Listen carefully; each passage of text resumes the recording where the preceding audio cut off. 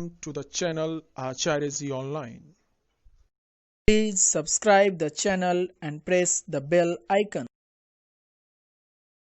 प्रिय भैया बहनों, अभी तक के कालांशों में हम लोगों ने व्याकरण के उत्पत्ति, व्याकरण के विषय में उसके भेद, उपभेद, इसके बाद वर्ण विचार, शब्द विचार, वाक्य विचार आदि पर चर्चा हम लोगों ने शुरू किया था। वर्ण विचार में वर्णों का स्वरूप, वर्णों की प्रकृति, वर्णों का उच्चारण स्थान, वर्णों की संख्या, इसके बाद संधि, उसके भिन्न भिन्न पहलुओं पर हम लोगों ने विचार किया था, जिसमें संधि अभिशेष है। इसके बाद हम लोग चले आए पुस्तक पर। पुस्तक में मंगलाचरण के पश्चात मर्यादा पुरुषोत्तम भगवान राम के बारे में हम लोगों ने प्रथम पाठ में चर्चा किया था। आज हम सब लोग द्वितीय पाठ चतुरः वानरः पाठ पर चर्चा करना है। चतुरः वानरः जो कथा है, वह कथा संस्कृत साहित्य के एक अनमोल, अनुपम ग्रंथ पंचतंत्र से लिया गया है। पंचतंत्र जैसा कि नाम से स्पष्ट है कि 5 तंत्र है उसके। तंत्र अर्थात विधि, 5 प्रकार से उस कथा को सृजित किया गया है उस ग्रंथ में। उन 5 तंत्रों का जो नाम है वह यह नाम है। पहला है मित्र भेद, मित्र लाभ, सुहृद भेद, विग्रह, संधि। इस प्रकार के भेदों में अलग अलग प्रकार के कथाओं का सामंजस्य है और सभी कथाएं एक दूसरे कथा से अंतर संबंधित है। विष्णु शर्मा के काल के विषय में थोड़ी सी जानकारी कर ले कि विष्णु शर्मा के काल के बारे में विद्वानों में एक रूपता, एक मतता नहीं है। कुछ लोग 300 ईसा पूर्व कहते हैं, कुछ लोग 500 ईसा पूर्व कहते हैं, कुछ लोग 1200 ईसा पूर्व कहते हैं। तो मिला जुला करके विद्वानों में जो एक रूपता बनी, वह बनी कि 300 ईसा पूर्व से 1200 ईसा पूर्व के बीच में विष्णु शर्मा ने पंचतंत्र की रचना की थी। तो समझने के लिए आज से 3200 वर्ष पहले पंचतंत्र की रचना हुई थी। उनके काल के विषय में ये चर्चा है और इसके बाद उनके समय के बारे में भी वही स्थिति है कि उनका जो स्थान है, उस स्थान के बारे में भी यही विषय है कि स्थान उनका कहाँ था। तो सभी विद्वानों में से अधिकांश विद्वान उनका स्थान कश्मीर पर एक मत होते हैं कि कश्मीर उनका स्थान है। विष्णु शर्मा ने जो ये कथा लिखी, उसका संदर्भ थोड़ा बड़ा हो जाएगा। उस संदर्भ को हम नहीं जानना चाहते हैं, यहाँ पर चर्चा में नहीं लाना चाहते हैं। अब आते हैं उनकी इस कथा को। इस कथा के माध्यम से विष्णु शर्मा ने यह बताने की कोशिश की है कि यदि जीवन में किसी भी प्रकार की कोई समस्या आती है तो मनुष्य को घबराना नहीं चाहिए, उसका समाधान भी उसी जगह रहता है। विष्णु शर्मा ने राजा के पुत्रों को जो शिक्षा दी थी, वह कथा के माध्यम से शिक्षा दी थी और इन कथाओं के माध्यम से राजनीति, शासन, प्रशासन, न्याय, दर्शन, गणित, साहित्य, सभी विषयों की शिक्षा उन्होंने कथा के माध्यम से कर दी थी। तो इस कथा में उन्होंने बताया था कि एक मकर यानी मगरमच्छ है और एक बंदर है। दोनों में मित्रता है और दोनों में काफी अच्छी मित्रता है।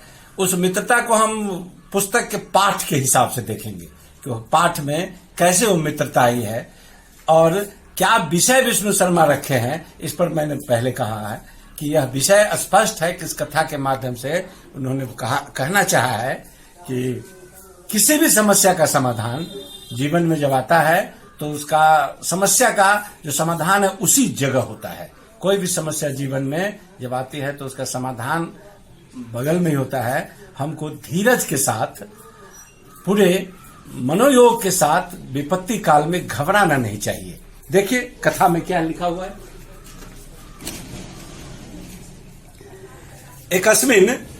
एकस्मिन् नदी तीरे एकः वृक्षः आसीत्। वृक्षः कस्य? जम्बू वृक्षः अस्ति। जम्बू फलस्य वृक्षः आसीत्। तस्मिन् एकः वानरः प्रतिवसति स्म।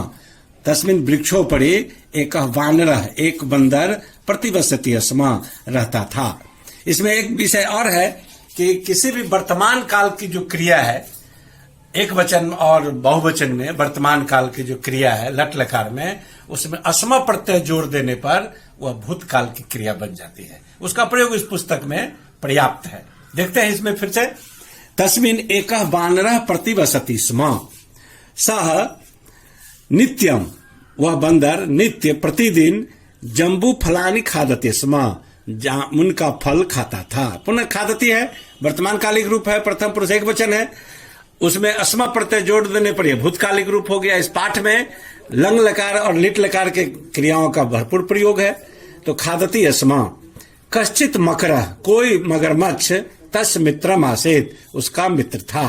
स वानरः, वह बंदर, प्रतिदिन तस्मै जम्बू फलानि ददाति स्म, उस तस्मै अर्थात मकर को, उस मगरमच्छ के लिए जम्बू फल देता था। अतः इसलिए स मकरः वानरस्य प्रिय मित्रमभवत्, इसलिए वह मगरमच्छ वानर का प्रिय मित्र हो गया।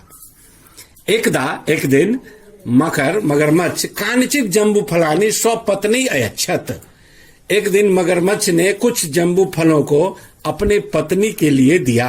स्वपत्नी अयच्छत्, पत्नी को दिया। तानि खादित्वा, उसको खाकर तस्य पत्नी अचिंत्यत, उनकी पत्नी ने सोचा, अहो स वानरः प्रतिदिनं मधुरानि जम्बू फलानि खादति, वह बंदर प्रतिदिन मधुर जम्बू फल को खाता है। अतः नूनम, निश्चित रूप से, तस् हृदयम अपि, उसका हृदय भी अति मधुरम भविष्यति, बहुत ही मधुर होगा। इति, ऐसा उसने सोचा। किसने?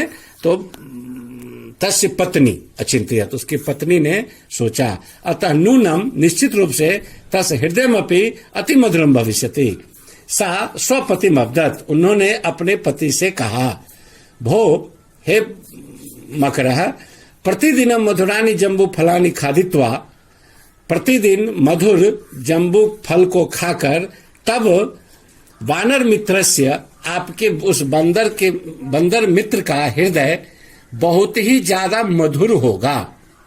तस् हृदयम खादित्वा मम हृदयम अपि मधुरम भविष्यति, उसके हृदय को खाकर मेरा हृदय भी बहुत मधुर हो जाएगा।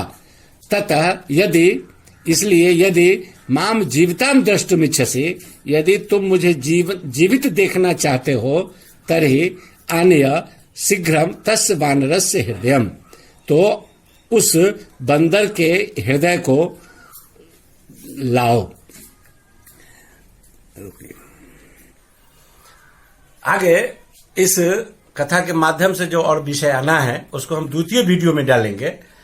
अभी इसके लिए जो होमवर्क है, होमवर्क के रूप में हम कुछ धातुओं का नाम श्याम पट पर लिखे हुए हैं, उन धातुओं के पांचों लकार का रूप आपके फेयर पुस्तिका में रहना चाहिए, साफ सुथरा।